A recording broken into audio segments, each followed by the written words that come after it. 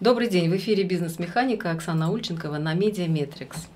Сегодня мы говорим о такой вкусной теме, сама тема вкусная, напиток тоже. Мы будем говорить о коньяках.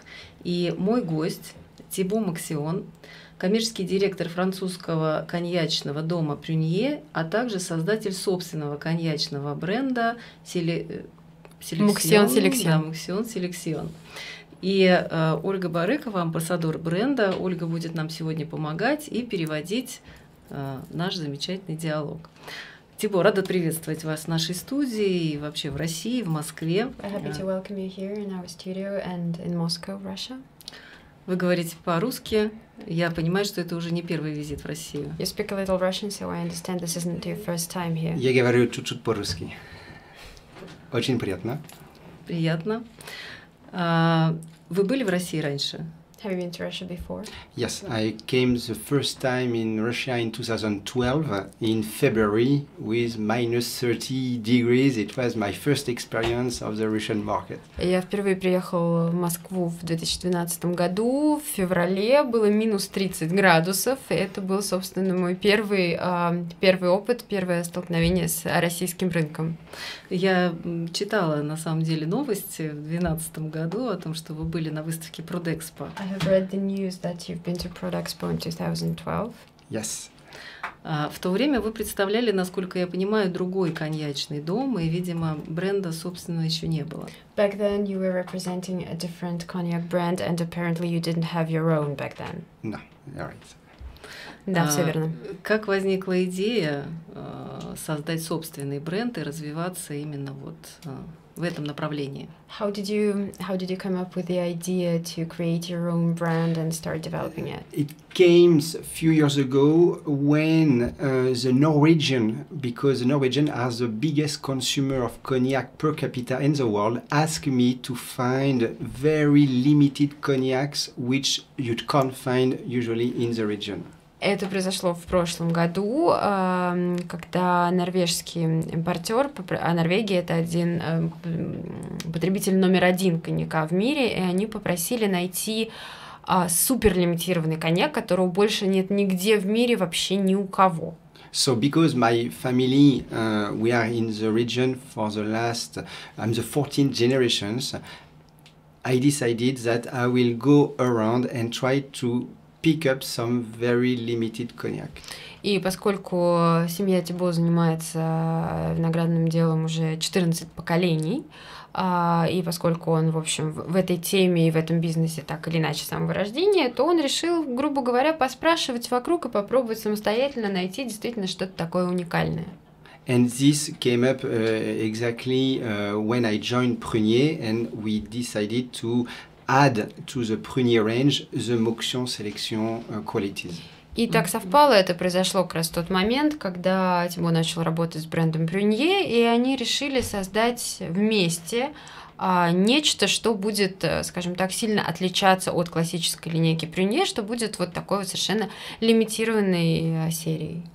Вы знаете, сегодня, когда я писала на Фейсбуке анонс, то так вот немножко захотелось пошутить. Говорят, что чтобы был английский газон настоящий, чтобы он вырос, надо просто вот 100 лет его стричь. Ну, и я сказала, что для того, чтобы был хороший французский коньяк, чтобы он родился, появился, действительно нужно более чем 100 лет из поколения в поколение передавать знания о том, как это делается вообще, вот это искусство. Well, Oksana was on Facebook writing about this, the talk with you. She made an analogy between, there is an English joke that if you want a real English lawn, you need to trim it for 100 years. And she made an analogy that if you want a real French cognac, you have to be in that particular business for like 100 years. It's kind of true because, none of the real cognac brand have been set up straight away. It's obviously come from generations, and nowadays it's only the cognacs which has been irritated from generation to generation who really get this strength as being a famous brand. Ну, по сути, это правда, потому что нельзя просто так взять и создать коньячный бренд, и действительно это требует усилий многих поколений для того, чтобы создать действительно сильный и устойчивый бренд. Ну, коньяк – это коньячные спирты, и возраст коньяка, ну, если это не так, поправьте меня, зависит от того, какие спирты использовались. Когда бизнес коньячный – это семейное дело, которое передается из поколения в поколение. Ну что, неужели это такие настоящие подвалы, где хранятся старые-старые спирты, которым 100 лет? So basically, the age of a cognac depends obviously on the age of the alcohol of the spirits. Mm-hmm. Yes, and so Oksana is asking if it is true that you actually have these cellars where you keep the stuff for many years From generation from to generation. generation. Of course, you're Именно right. так. Because aging cognacs needs, of course, a lot of time, and it's a lot of patience. And most of the families, they heritage this cognac from generation to generations, and they grow it, age it in oak barrels for till the maturity. Doesn't mean that the oldest cognac is the best one, but you need a minimum of years to let your cognac age. Выдержка коньяка занимает действительно очень много времени и терпения, и действительно это ровно так, как вы себе представляете, это действительно подвалы, где коньячные спирты хранятся, коньяк выдерживается в дубовых бочках много-много лет, и эти бочки передаются из поколения в поколение, и коньяк – это тот напиток, который требует определенного минимального срока выдержки. Расскажите нам на примере истории вашей семьи, вот как это происходит в реальности? Can you tell, like by the example of your own family, how it is happening in reality, like the whole process, what The whole family, the whole process. family, the whole process, how does it look like? If back of my family name, my family arrived in the Charente region, so in the Cognac region, back in 1560.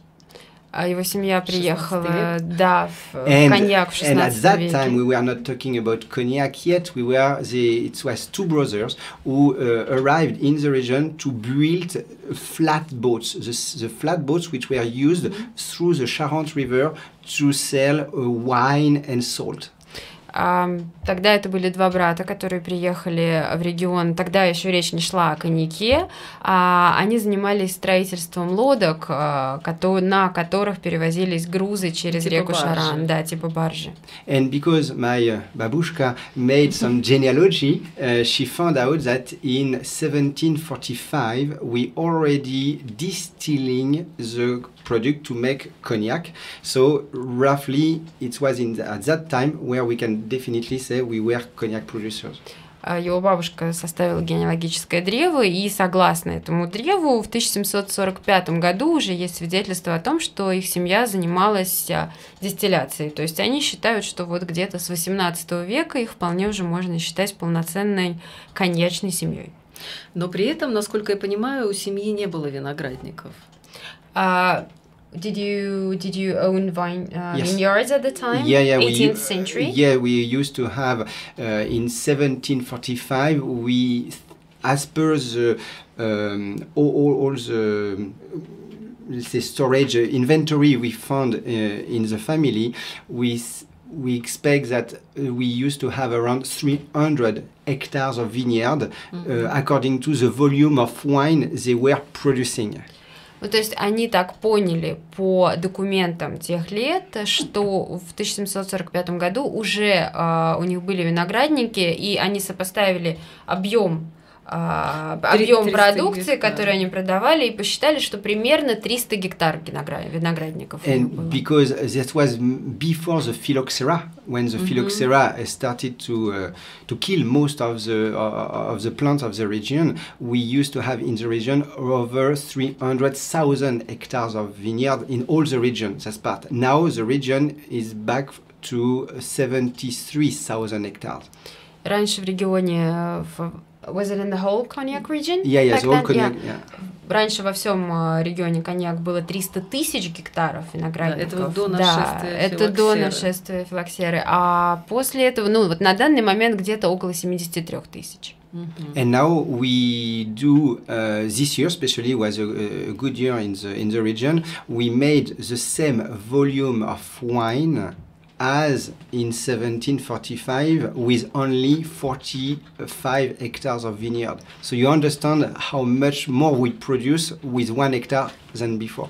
И в прошлом году год был очень удачный, удалось произвести такое же количество вина, как и в 1745 году, то есть, но если тогда это было 300 гектаров виноградников, то сейчас 45. Ну, то есть понятно, что такого же объема. Ну что, технологии развиваются. И вот интересно было бы услышать на самом деле, как коньяк производили, ну, может быть, там не в 1745, но хотя бы в 19 веке, и как сейчас, с точки зрения подхода, оборудования, почки. So since the technologies are developing, it might be very interesting to hear, to know how the process worked back then, like let's say 18th, 19th century, and how it developed through the centuries and how it is done now in terms of technological process. So at that time, the vineyard was just planted like you plant potatoes, you know, just like that without anything else, and everything was made by hand, and they didn't first of all, on the press, we still have the old press, which was a vertical one, and they used to press on the feet. And in terms of control of vinification, they just put it like that, and the wine fermented by itself, no yeast, nothing. But at the end, we still have in my family some bottle of 1848, which, I mean, still tastes very nice, you know. So of course progress made something, but you can also have a very good quality from back that time. Естественно, развивались технологии, то есть если мы говорим о 18-19 веках, во-первых, виноградники, никто не планировал их высадку, то есть их вот как картошку сажали, где посадил, там и выросло, и хорошо. Давили виноград ногами, естественно, и... самостоятельно он бродил. Да, и он бродил самостоятельно, то есть вся ферментация, она происходила натуральным, естественным образом, да, никаких дрожжей, ничего не добавлялось, но при этом Тибо говорит, что у них сохранилось, у них есть коньяк 1848 года, у них в семье осталось там несколько бутылок, и он говорит, что вкус действительно прекрасный, так что вопроса к той технологии в принципе нет. And now it's of course everything is by machine. We have tractors. We also need to, because of we don't have the phylloxera anymore, but we still have some diseases, so we need to protect our vineyard against the diseases. So we need to have treatment. And we have also made a lot of effort in doing a better wine, because if you have a bad wine, you have a bad distillation, you have a bad cognac. If you start with a good wine, you can follow the process till the quality of the cognac. Естественно, сейчас все изменилось, все автоматизировано максимально, сейчас появились тракторы, занимаются они активно обработкой от вредителей для того, чтобы защитить виноградники. Ну и плюс сейчас, конечно, большое внимание, больше, чем раньше, уделяется качеству вина, потому что в конечном итоге качество коньяка зависит от качества вина. То есть из плохого вина хороший коньяк не получится. А вы вино производите как таковое или только коньяк? Do you produce wine? Yes, we need to produce the wine, to distill the wine, to age this eau de vie, to create cognac. The question was if you actually sell the wine or you No. only produce it in order to make cognac. Yes. Да, вино делается только для коньяка, то есть отдельно вино они не занимаются. Вы могли бы привести пример, какой категории, какого класса, если вот мы говорим о вине, который продается в магазине, используется для того, чтобы произвести коньяк, о котором мы сегодня говорим? So the kind of wine that is used for producing cognac, can you draw an example of what kind of wine it is, what kind of category, what kind of level? If you could draw an example on something that you can buy at stores nowadays. Not at all. We produce, first of all, the grape varietal we use is called Uni Blanc, which is Uni Blanc. This is the name. It's not a Chardonnay, it's not a Sauvignon Blanc. All the grapes for white, because it's a white grape, you know, it's totally different. Это совершенно другая история, потому что вино для коньяка производится из винограда только одного сорта, только Uni Blanc, то есть никакого шардоне и ничего больше. And we are looking for a good acidity and sugar for our wine. И нам нужна хорошее соотношение кислотности и сахара. So at the end, when you buy a bottle of wine in Moscow, for instance, you buy a bottle of wine which is between let's say 12% alcohol. Our wine is 9% alcohol. То есть то, что вы можете купить на полках, допустим, в Москве. То есть правильно я понимаю, что для того, чтобы получить высокое содержание алкоголя, более высокое содержание, то вы собираете виноград, когда он накопил больше сахара, чем для традиционного вина, которое идет именно как вино. Is that true that if you're picking grapes for producing cognac, that you need to that they need to be well, not rotten, but they need to be like fully grown and contain more sugar than normally is used for regular wine? I won't put it that way. The thing is, we need to have the ratio between sugar and acidity. So we control before the harvest that we have, after vinification, we will have a wine which needs to be between 9 to 9.5% alcohol. This is what we need. After these particular grapes get to maturity, when we have this kind of sugar. So, you know, it's done like that. Не совсем так, то есть перед сбором урожая они прогнозируют, то есть опять же здесь все дело в соотношении сахара и кислотности, они прогнозируют, что вино в конечном итоге, которое получается, оно не должно превышать там 9, максимум 9,5%. So you do the harvest according to this. И поэтому сбор урожая, он планируется, исходя из вот этого соотношения в те сроки, когда уже вот, да. And usually harvest is beginning of October. И обычно это в начале октября. Поздний сбор, в принципе, достаточно, да. It's kind of late harvest, right? For if you compare with other region of France, yes, it's kind of a late harvest. But I don't remember, but my father told me when I get born that it was late of October, and now it's more and more before. So even end of September, beginning of October. But so 36 years ago it was. Может быть, да, это на самом деле связано и с изменениями климата, в том числе, и на самом деле то есть по сравнению с другими регионами Франции, да, можно сказать, что это поздний сбор. Для коньяка это на самом деле сейчас нормально, а раньше это происходило, в общем-то, и в конце октября, но в связи с глобальным потеплением каждый год сдвигаются сроки все раньше и раньше. So climate change as well. Как выглядит Uni Blanc? What does Uni Blanc look like?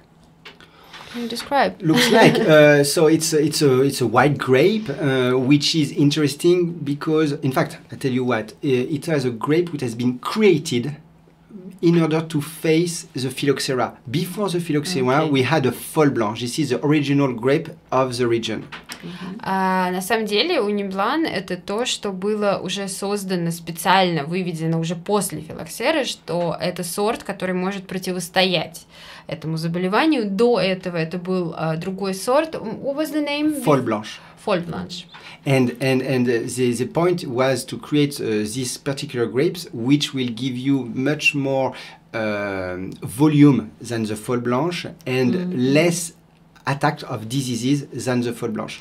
То есть идея создания вот этого винограда Uni Blanc, она была в том, чтобы, во-первых, противостоять заболеванию, а во-вторых, он позволил создать больший объем производства, больше урожайности. But in my family, we decided to replant the folle blanche from that time. So we have, let's say, 90% of the Uni Blanc, but we also have few hectares of Folle Blanche as well. Но его семья решила вернуться к корням, и они посадили несколько гектаров Folle Blanche, то есть, естественно, 90% это Uni Blanc, но вот оставшиеся 10% это вот тот самый первый виноград.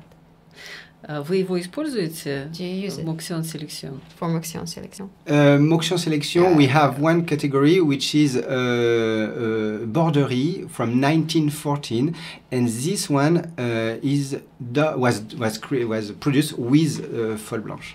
В коллекции Moction Selection есть один коньяк, это Бордери 1914 года, и да, он действительно был произведен вот из этого винограда. Дело в том, что я здесь немножко себе позволю пояснить, потому что, может быть, это не очень было очевидно. Moction Selection, это то, что они нашли и выбрали специальные коньяки. То есть это не то, что они сами произвели.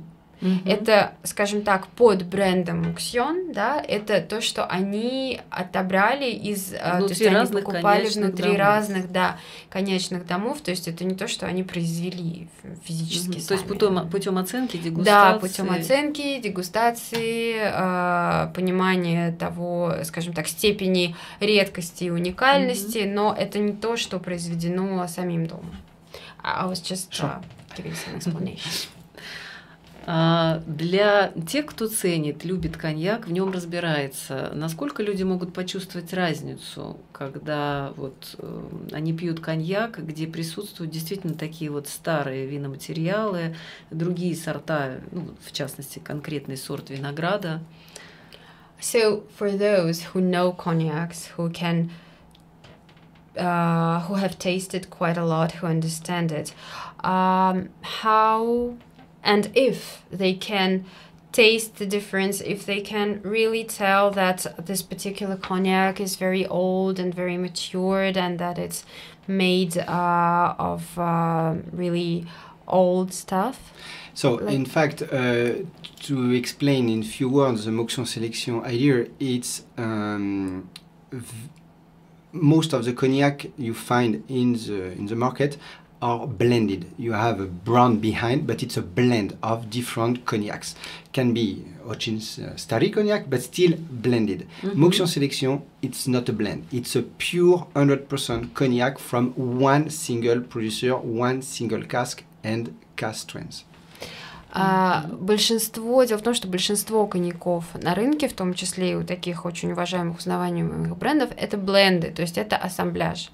А коньяки Moction Selection — это абсолютно их уникальность, и в том числе и для ценителей и любителей, которые, конечно, могут определить разницу в том, что это не бленд, это абсолютно, скажем так, чистый продукт, да, это то, что называется односолодовый, из одной бочки, никаких примесей, ничего. Это то же самое, что миллизимные коньяки. Да. Да? Просто чтобы пояснить, есть разные термины. Для виски используют сингл молт, а в данном случае, так же, как и для вина, миллизим. Тем не менее, вот кто вообще тот покупатель, который будет искать этот коньяк и который способен вообще оценить его? Who is the end consumer? Who is the buyer? Who is that person who will be looking for such kind of cognac and who will understand and appreciate its quality? So I think we are talking for connoisseurs, definitely. So people who already tasted a lot of different cognacs from different brands and they wanted to discover more, and we bring them something which is different, something with a taste which they never have the possibility to taste before, just because it's not sold so far on the market. Естественно, это для тех, кто уже многое попробовал, кто действительно разбирается в коньяках, и кто хочет, скажем так, расширить и углубить свои знания и попробовать что-то совершенно новое, чего на широком рынке не представлено. And we also try to explain the story of this cognac. When you buy a brand, let's say you trust the brand, I like it, I buy the cognac. Here, Moxion Selection is not to show Moxion Selection, it's to explain what kind of cognac is behind. We give the story of this particular producer, why it's available now.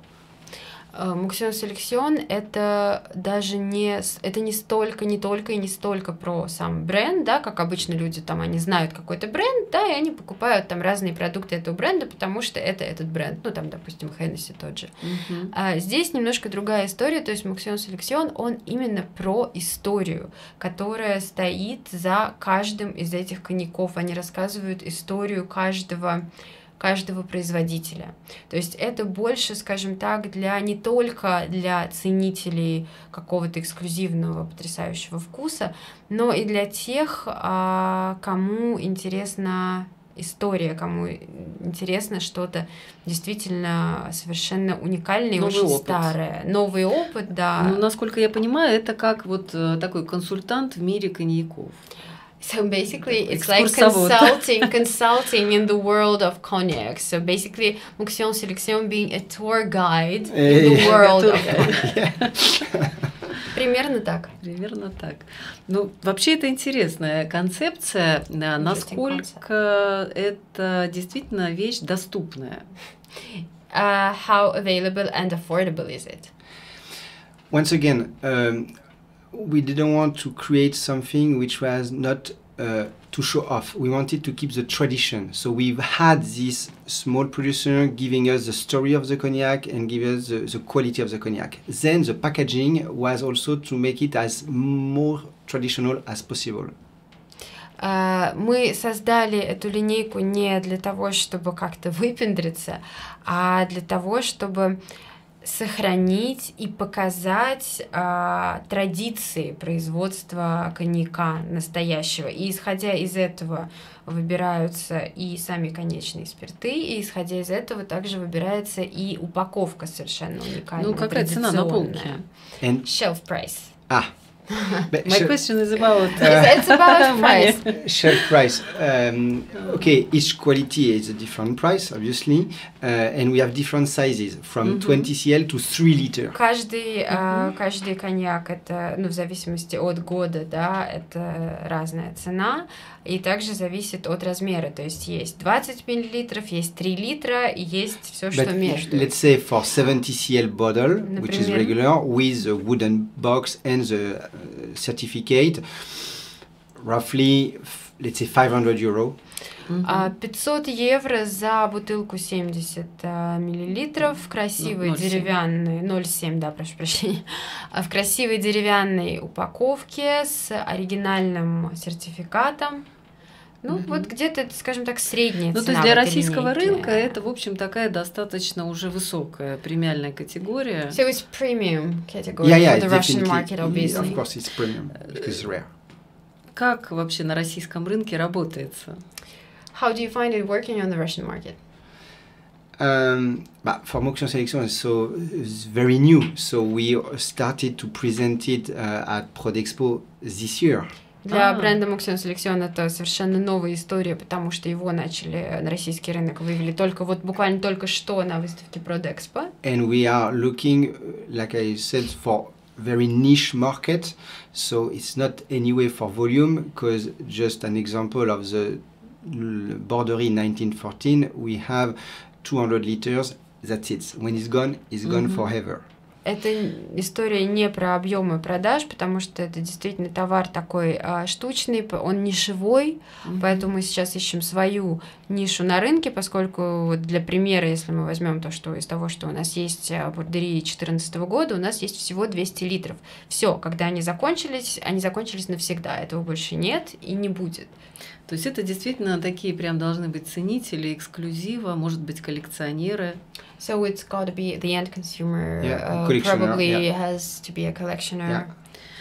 На самом деле, мне кажется, что вообще российский рынок, наверное, как-то не очень понимает коньяк, в широком смысле. И So do you think that the Russian market in general understands cognac or not? Yeah, you know, I travel the world for explaining about the Prünьe product now with Moxion Selection, and Russian markets is really most of the Russian I was discussing are kind of very educated in the cognac, you know, more and more, yes, and they know what they want to have the explanation behind, they ask very accurate question, which is not the case like in China, for instance, they just don't care, you know, so it's a very interesting market for that. As a passionate as am I, it's very interesting to speak about that. На самом деле, на удивление, российский рынок очень интересен, потому что в отличие от, там, например, Китая и других стран, действительно у нас люди знают, понимают коньяк, и Тибо на самом деле был удивлен, что у нас задают очень правильные вопросы, очень такие профессиональные, на которые может ответить только человек, который действительно в этом бизнесе, он разбирается, и не первый год в этом бизнесе, потому что многие вопросы, я вот работала с Тибо на Продэкспо, и действительно такие вопросы, на которые может ответить только тот, кто понимает. Поэтому с этой точки зрения как раз это интересный рынок. С точки зрения объема рынка. And as for the volume of the market, is the Russian market interesting or not? Ну, то есть Россия большая страна, но мы говорим о конкретной нише, и вот насколько она действительно... It's not easy, first of all, but because if we look at the sales of cognac in Russia, it was decreasing. Вообще любой коньяк, any cognac, yeah, not of course any cognac, but then this is why we think that being in a very focused and specific market like the high quality for collectioner, there is always people who can afford and who are looking for this kind of cognac. Competing on a regular basic cognac like VS, there is no point, you know, as a family business. We need anyway to be specific. С точки зрения объемов, да, действительно, общие, скажем так, объемы продаж коньяка в целом по России, они снижаются в последнее время, но именно с точки зрения вот этих таких эксклюзивных категорий, люди, которые их покупают, такие коньяки, они всегда были, всегда есть и всегда будут. Понятно. Насколько я знаю, у нас рынок потребления вина немножко растет.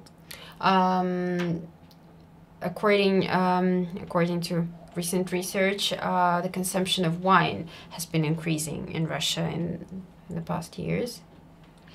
С чем, как вы думаете, связано падение потребления коньяка? Why do you think that the consumption of cognac is decreasing compared to wine? Because we are talking about distilled alcohol.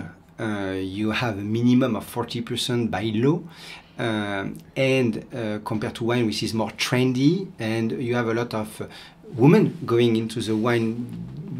Rather than for the cognac, it's still very, you know, for men. And there is, I guess, something which is the whiskey is very big market in most of the countries, and the more whiskey people buy, the less cognac they buy. Тут интересный момент, что касается вина. Дело в том, что вино, во-первых, это очень трендовая история, а во-вторых, вино покупают женщины, в отличие от коньяка, который считается традиционно только мужским напитком. Ну и кроме того, как главный такой конкурент коньяка, это, конечно, виски. И, соответственно, чем сильнее увеличивается потребление виски, тем логично уменьшается потребление коньяка, а виски это всегда был такой тренд. This is why also on the Prünье side we also created some age statement cognac to really speak to the whiskey drinker, especially the single malt drinker who are looking for 10 years old or 18 years old. So this is why also we made some age statement cognac, because people want to see more than just a brand. They want to see, okay, it's 10, I know, it's what I have inside. VS, VSOP, what is inside, you don't know. Именно поэтому, чтобы, ну, не то чтобы конкурировать, но, скажем так, поддержать свой коньяк, коньячный дом Прюнье создал линейку Age Statement. Это линейка, в которой есть коньяки от 10 до 80 лет выдержки. И, соответственно, это тоже, как в виске мы говорим, односолодовый, да, то есть это тоже коньяки, вот они из одной бочки, это абсолютно чистый продукт, без каких-либо примесей, то есть для того, чтобы как-то привлечь, скажем так, на свою сторону любителей виски, была создана вот эта лимитированная коллекция. То есть на самом деле не любители виски, а для любителей виски, те, кто производит виски, с точки зрения коммуникационной стратегии, в какой-то момент были более успешны. So obviously whiskey producers have been more successful in terms of their communication strategy, promotional strategy, because as you have mentioned before, whiskey is traditionally more popular than cognac. Yeah, because there is also one thing which is important. Cognac, it's a control appellation. You can make cognac only in France, in the region of Cognac, and respecting all the rules. You can make whiskey anywhere in the world.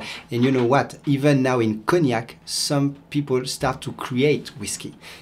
То есть история такая. Дело в том, что коньяк – это такая редкая на самом деле штука, потому что коньяком может считаться только напиток, произведенный в регионе коньяк. Виски можно производить где угодно в мире. И, между прочим, даже в регионе коньяк уже начали производить виски. Ну, в данном случае мы же знаем, что в России коньяком называют много что. Well, in this particular case, as you have probably heard, that in Russia everything and anything goes by the name of cognac. Yeah. И огромное количество известных брендов выпускается такими тиражами, что совершенно очевидно, что в провинции коньяк просто нет такого количества винограда. Yeah, and a lot of brands, the volume of their production, like famous brands, the volume of their production is so large that it's quite apparent that there can't be such volume produced in the region of Cognac, that it's obviously been produced elsewhere. Okay, well, you want me to answer on this question? Что вы хотите, чтобы он на это ответил? Это просто деликатно промолчит.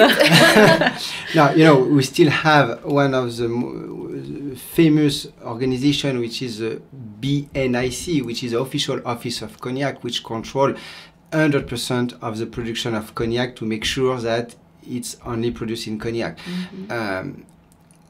After we found, and I found on some markets, last time was at Prodexpo from Kyrgyzstan, something called Cognac, and it was written on the label, 15 years old, produced, aged and matured in Kyrgyzstan.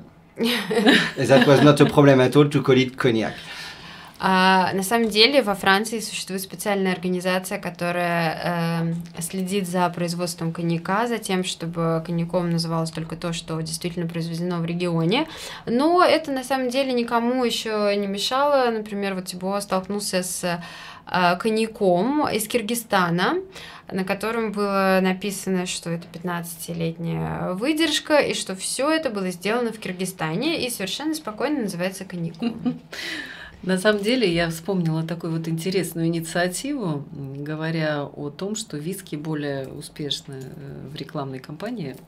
Переводите. So, Oksana just remembered that speaking about whiskey being more successful in terms of promotion. Один из очень известных брендов, продающих коньяк, это крупная мультинациональная компания, владеет этим брендом. Они в свое время запустили в Хорике кампанию по созданию коктейлей на основе коньяка.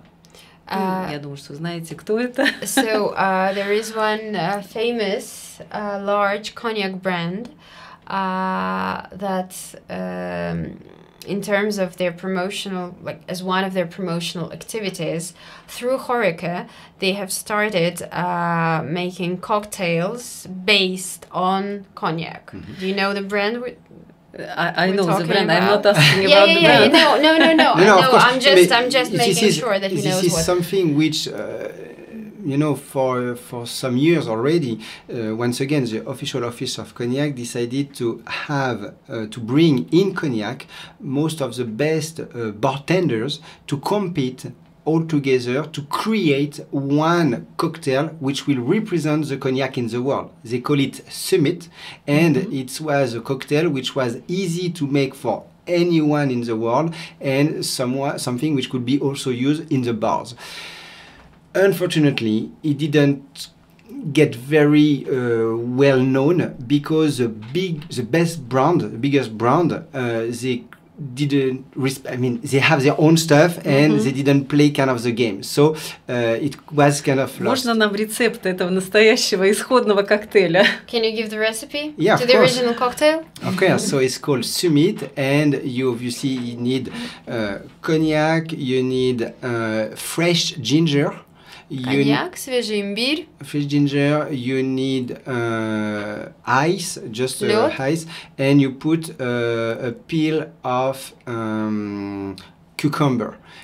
Just a peel of the cucumber. Да, небольшой And lemonade. да, срезанную And кожу you put огурца. lemonade on top. И А все сколько это имбиря? заливается лимонадом. How much of everything? How much of everything? Okay, so you do between 3 centiliters of cognac. You put 2 slices or 3 slices of fresh ginger. 2-3 кусочка You put a имбиря. peel of the cucumber, Небольшой срез огурца. crushed ice, and you fill it up with lemonade. But how? Lemonade is Lemonade like just, Sprite or what is it? What kind of? Any kind of, or No, but particular depends. lemon lemonade? If you Or like something soda, sweet, but or- normally yes, soda or you know, club soda or something. So it's like soda. Yeah. Because Tonic. Да, the что-то типа point тоника. at that time was to, if I ask you now the question for you, which is the most famous cocktail in the world? Какой самый знаменитый коктейль в мире? Вообще я не пью коктейли, но, наверное, вспомню Маргариту или Дайкири. Margarita daiquiri? The one who came up was mojito. Mojito. And mojito is green. So we wanted to have something which looks green and the peel of cucumber to make the color. And, Ага. and the fresh ginger and the cognac pairs very well together. Сегодня вечером я обязательно Попробуйте, попробую. даже звучит очень вкусно. Ну, как я понимаю, исходя из этого рецепта, что время, когда коньяк пили с сигарой, такой вот у нас был образ, оно уже прошло?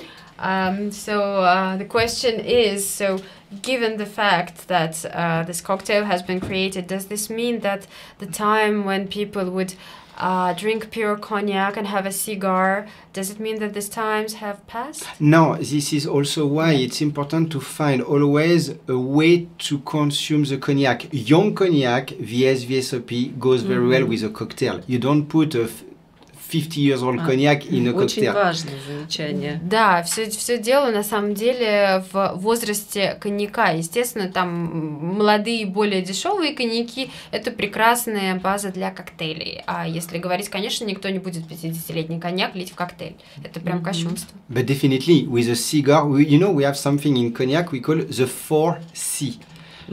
Cognac, coffee, chocolate, and cigar. There's the 4C, which is a pair together. Которые делают ваш вечер. Да, четыре элемента, да, это коньяк, сигары, кофе и шоколад. So the cigar is still very useful ways when you want to try taste a very old cognac. Поэтому сигара до сих пор лучший комплимент к старому, хорошо выдержанному коньяку. И, как я понимаю, это все-таки уже после ужина. За хорошим теплым разговором. And normally this is something that you drink or you do after dinner. Of course. After dinner, definitely. And this is why also in France specifically, the cocktails started to arrive. It was to think, okay, because of you can't drive and drink in France, I guess it's the same in Russia, we need to find a way to put the cognac, which normally it's at the end of the dinner, before the dinner, and started with the cocktail. Ага, и в связи с тем, что во Франции, так же как и в России, нельзя употреблять алкоголь, когда ты за рулем, поэтому немножко перенеслось время принятия коньяка с послеобеденного на до обеда. Ну что, я думаю, что вот на этой замечательной ноте как раз мы уходим в такое вечернее время, и каждый может выбрать для себя сегодня вечерний напиток. Наш эфир подходит к окончанию, и я благодарю Тибо за очень интересный рассказ. Безусловно, желаю успеха такому прекрасному начинанию, интересному проекту, можно сказать, бренду, но, в общем, проекту. Ольга, вас за перевод. И мы со всеми прощаемся на неделю. Мои гости сегодня Тибо Максион, коммерческий директор французского коньячного дома Прюнье, а также создатель собственной линейки в избранных коньяков Максион Селекцион, и Ольга Барыкова, амбассадор бренда. Друзья, всем пока, хорошего вечера.